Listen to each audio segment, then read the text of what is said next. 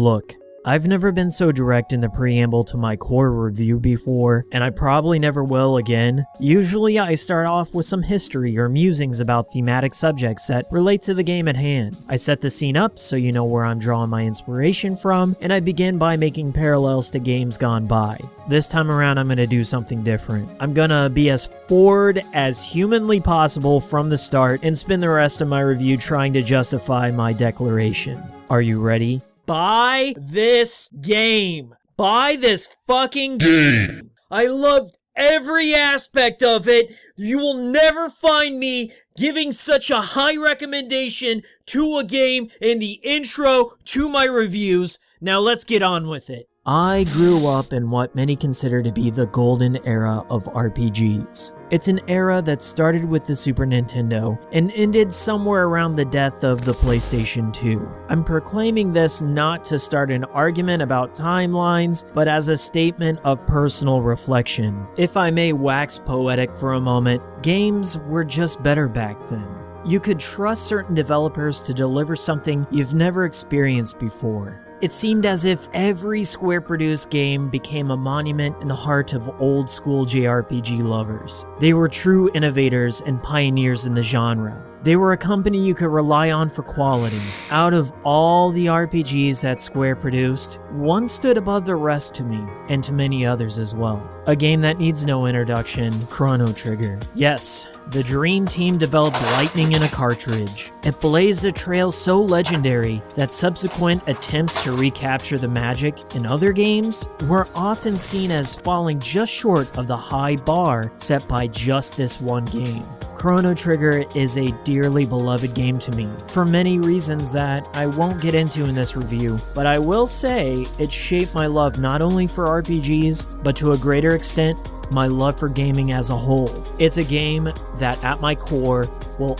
always be sacred to me. I've waited several console generations, Square name changes, empty promises of Chrono Break, fan-made ROM hacks and remakes that were met with cease and desist orders by Square-Enix, and a series of imitators that just didn't live up to my unbending fanboy love for Chrono Trigger. I just wanted to live in that era of time once more, to play it all over again with a fresh set of eyes. Yet in retrospect, if I've taken anything away from the story of Chrono Trigger, it's that ultimately I should move on and look forward to a better future of games. And you know what? That future is already here, in full fucking force.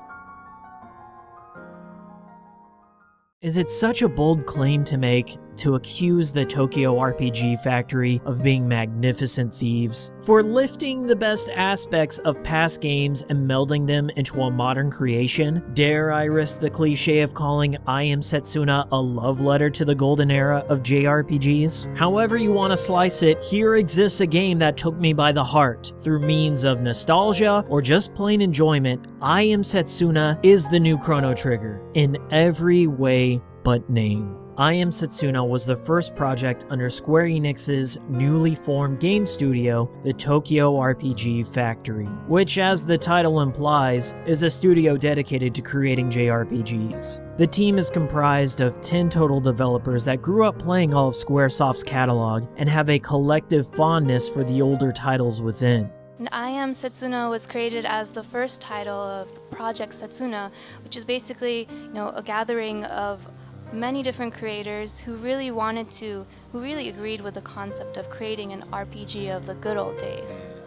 The team cited games such as Final Fantasy VI and Chrono Trigger as being the standards by which they would model I Am Setsuna after. But if you're an old school follower of JRPGs over the years, you'll notice a plethora of other influences and nods to other RPGs as well. The game only had around a year of development time, but the short dev cycle wasn't necessarily for reasons of budget. Instead, the team opted to create a shorter and more refined experience to resemble the runtime of an RPG that would have appeared on the Super Famicom, with the team specifically addressing that there wouldn't be any additional DLC or expansions, making it a full experience for just one price. That's always a great approach in my book. The game got an official announcement at E3 2015 with the release target of July 2016, which it met. It released physically in Japan on the PlayStation 4, PC, and PlayStation Vita. However, due to market differences in the West, it was only released digitally for the PS4 and PC.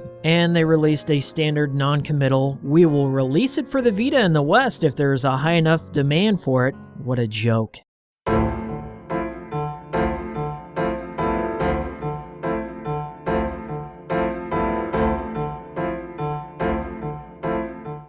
I Am Setsuna takes place in a world of perpetual snowfall. You play as a nomadic hunter / mercenary for hire, Indir. He's commissioned by a mysterious knight in the woods to kill a girl named Setsuna. You see, in this world there's an increasing problem with the monsters that inhabit it. They are getting more aggressive and numerous by the day. There's one way to solve this problem. It's a ritual called the Pilgrimage of the Sacrifice. This pilgrimage requires a girl to travel to the last lands and sacrifice herself in exchange for protection of the people. And you guessed it, that girl is Setsuna. When Indir and Setsuna meet, Indir decides instead of killing Setsuna right then and there, he'll act as her guard on the pilgrimage to the last lands, where she'll carry out her sacrifice in hopes of saving the world. I know what you're thinking here. This plot sounds basic, and you can pretty much piece together how this is gonna play out in the end. And you know what? I'm completely fine with a linear story if it's well paced enough and has enough twists to keep it interesting.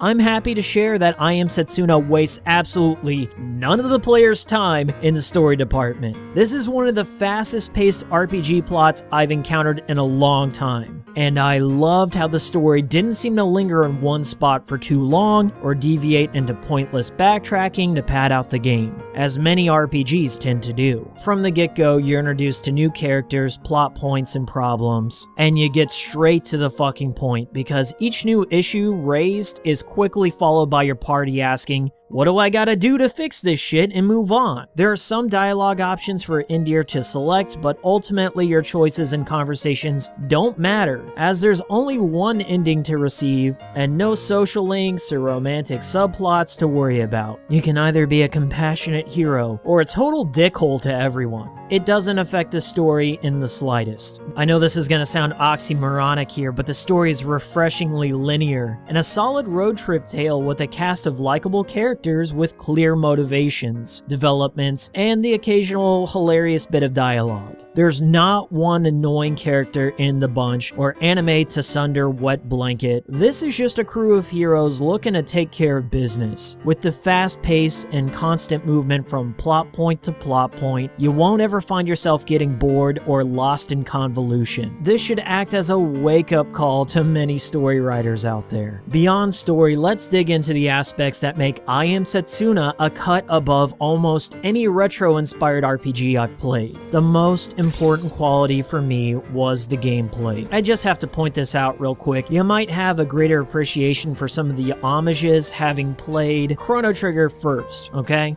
So go do that. With that said, holy shit, I couldn't believe how well Tokyo RPG Factory nailed the active time battle system. There aren't any random encounters in I Am Setsuna. All the enemies roam the field and you can choose to face them head on or sneak past them.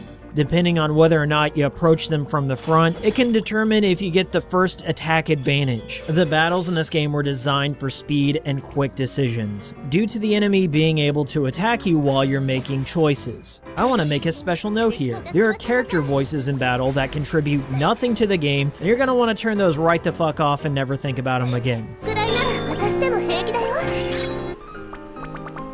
Each character has a battle meter that fills up. When it does, it's that character's turn. Sounds familiar enough, right? Each character has a unique set of tech skills which act as your magic, and you're gonna feel right at home here if you've played Chrono, because Tokyo RPG Factory straight lifted some of the tech skills directly from Chrono Trigger and Final Fantasy. And that's okay, I forgive them. Steal from what works, you know? Each party member does feel like it has a Chrono Trigger equivalent that they were modeled after, and that becomes extremely apparent in their tech movesets and some of the weapons you're going to collect later on in the game. There's also duo and triple techs, which you can combine character turns to make an even more powerful attack. Different party combinations and equipped techs will yield different duo and triple techs, so it's up to you to find the right balance for your needs. Changing up your party and strategies is made easy because you can swap out party members at any time after battle instead of the world map or save points like in Chrono Trigger. It's a welcome improvement. There's an original battle mechanic introduced called Momentum. Each party member has a momentum gauge which fills every time they attack or take damage. It has 3 bars you can fill up and dip into that make your attacks stronger or add additional status effects to your techs. And the final original addition to the battle system is Flux mode. Flux are time-sensitive bonuses that trigger randomly in battle. They give your characters additional perks such as stronger elemental attacks, or perhaps enemies will drop more items after battle. They're not a super complex addition to the battle, they're just for fun, and they make things a little more interesting. When you defeat an enemy, you get experience and materials, but no gold. Instead, when you're in town, you sell off all your materials and you get gold that way. And additionally, the merchant also allows you to pick out new techs with the materials you've gathered. That is, if you've gathered enough for the required tech. I suggest selling all your materials off after each area, as there's no real advantage to holding on to them, unless you're saving them for a recipe, which I'll get into in a minute. Also, in town are merchants that sell items you can use in battle. Nothing new here, just basic healing items you've seen before. But if you want to be able to escape from some battles, which trust me, there are some you will, then pick up a few smog stones. You can also run into people in town that have recipes for soup, but first you need to collect ingredients to exchange for that recipe. Once you do, you take that recipe to a chef and he'll make you a delicious soup that will boost experience, item drops, and elemental resistance. These are optional, but they're nice in case you want to sit down and grind a little bit. And finally, there's a blacksmith in each town. You can buy weapons, upgrades, and spirit knight from them. So let's break this down. Each weapon has a certain perk over another, be it elemental or raising your critical hit rate in battle. Selection is mostly a personal preference, as each weapon in the game can be upgraded with ores you find to potentially become as strong as the ultimate weapon in the game. That is, if you take the time to scale it up. It's also nice to mention that each weapon has a unique look to it, and it appears differently on your character in battle. It's just a small attention to detail thing that I appreciate developers doing. And finally, the blacksmith sells the only armor you have to worry about, Spirit Knight. These are accessories that allow each party member to have some passive traits in battle. For instance, you may want a Spirit Knight that boosts your fire magic or hit points. Each Spirit Knight has a certain number of available slots in which all your party members can equip techs to. The more you battle with an equipped Spirit Knight, the more it grows, and eventually it'll gain more passive perks. If you choose to backtrack and check out old areas, you'll have a chance to fight some of the hidden bosses. These guys are known as Spirit Knight monsters, and they are some of the most challenging fights in the game. But they're worth taking on if you're seeking out rare materials and greater experience payout. Just keep a few smog stones handy though, because you're gonna get your ass handed to you by some of these fights, as you likely won't be ready for them till later on in the game. Unless you're going after the Spirit Knight monsters, then you don't really need to grind in this game at all, as there's a nice progression to the challenge in the main story. You can get through most fights in the game by just matching the elemental weakness to the enemy, or using some of the crazy duo and triple techniques. I'll concede that some of the party combinations in the game are more broken than others. For instance, Indir, Nydir, and Setsuna will steamroll the fuck out of most fights. However, the developers provide enough variety in the boss fights so you just don't end up relying on the same team combinations. All in all, experimentation is key, and I know that was a lot of information to take in, but just know this: I Am Setsuna's battle system is one of the most simple to learn, no bullshit turn-based systems I've ever played, and it's so fast and so much fun that I just found myself seeking out battles instead of avoiding them. And that's a true sign of a great RPG. Alright, I would be doing this game a great disservice if I didn't talk about the phenomenal atmosphere of I Am Setsuna. The soundtrack is an all-piano arrangement for the most part, and it complements the snowy world with somber melodies. It's easy to find yourself getting lost in the soothing music as you travel the icy tundra, and like many of the aforementioned aspects of this game, there are some definite allusions to Chrono Trigger's OST, especially when it comes to the battle theme, having a high-energy bass beat that echoes Chrono's almost directly.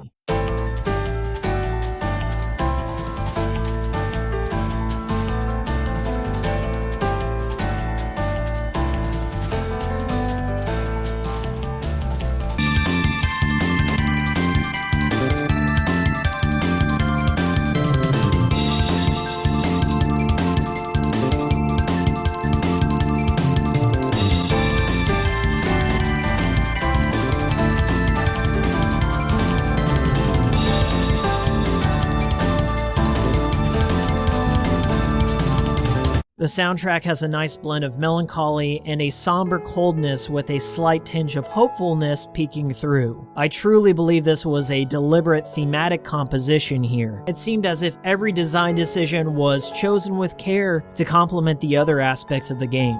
You see, the etymology of the word Setsuna doesn't have an equivalent to just one word in English. Setsuna could mean a calm snow, a split-second decision, or a specific type of sorrow that one feels. The concept of this title is the Japanese word setsunai, which is a little bit hard to translate, but it means sort of sorrowful or bittersweet. There's no direct translation for it in English, really, but it doesn't just mean sorrowful, and through this game we wanted to really convey this emotion. These varying definitions for Setsuna were the basis for the design of the game, and if you align the multiple definition of Setsuna with the gameplay, soundtrack, story, and world, you'll understand how well they all blend together and resemble the root word. You travel with your party by foot to different towns and plains on your pilgrimage, all of which are gorgeously illustrated with hand-painted sprites blending with 3D models. The artistic design has one foot in the classic era and one in the modern era, much like everything else here. The 3D models aren't the most high-end or detailed, as the design was intended to be more minimalistic, which is fine by me as the 3D models look like a late-in-life PS2 RPG or Bravely Default on the 3DS. The lower detail in the models likely help this game run at a solid 60 frames and contribute to the ultra-fast battle system, so a concession in graphics for tighter gameplay is always a great decision when it comes to development priorities.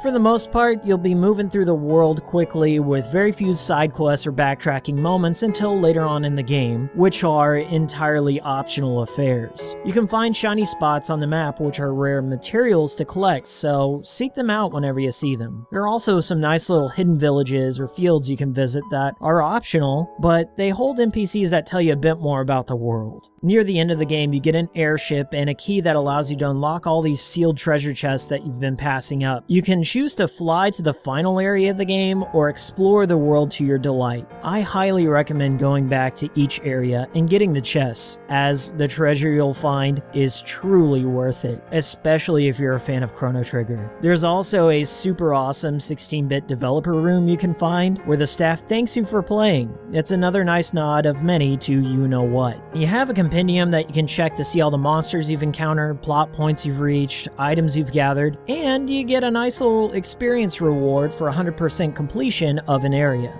It's just a nice little feature for completionists out there. The runtime of the main game is around 20 to 25 hours, which for an RPG is shorter than most, but it feels right at home for a project with its roots in the Super Nintendo era. It's a little longer depending on if you seek out the extras. As a guy with limited game time, this hit a sweet spot for me in length. Frankly, I'd much rather a game be short but consistently enjoyable throughout than a long game that feels padded out with a few high points along the way. I was smiling from ear to ear the entire game, with the occasional moment of choking back tears from the sheer beauty of the presentation.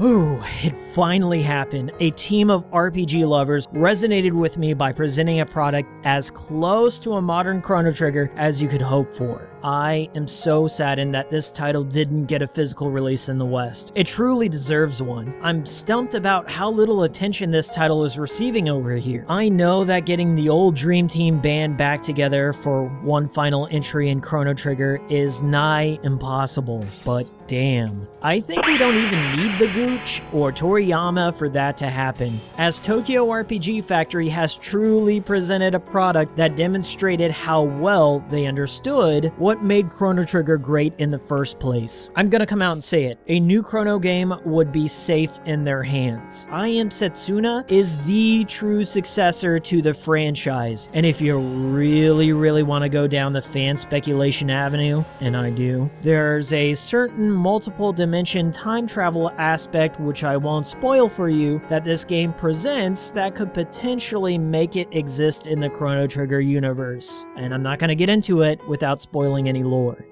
I am tired of repeating myself here, but I will say it once again and for the record. Buy this game. It is so good. It belongs in every RPG fan's collection. I wish it had a physical release over here. It's so close to Chrono Trigger as any modern game has ever come. It also has some great and original contributions that allow it to stand on its own. Even if you've never played its inspiration, it is still enjoyable. I cannot stress this enough. If you want modern Square-Enix to get their shit together, to revive their old IPs and return to form, then you need to support this shit. This is something they've gotten right. This and Nier, I Am Setsuna gets my highest recommendation possible. I loved it. I will be playing it again, and you should too. Thanks for watching, and I'll see you next time. Fucking buy it.